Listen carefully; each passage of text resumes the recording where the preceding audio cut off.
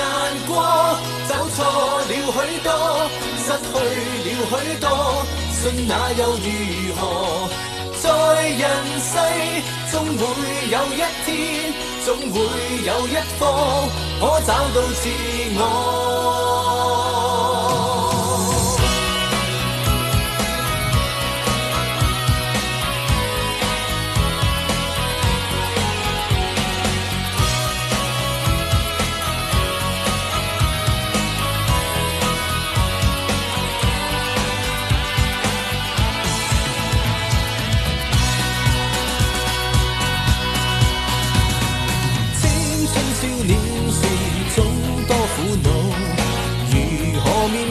錯失感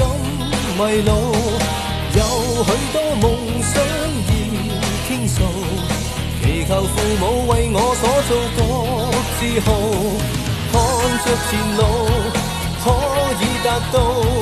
只需勇敢去踏每段路途，試過盡全力，得失看運數，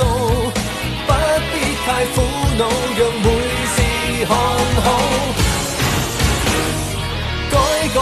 改寫你以往那態度，從今天起開始新的目標，珍惜所擁有，這世界中冷酷人生畢竟驚喜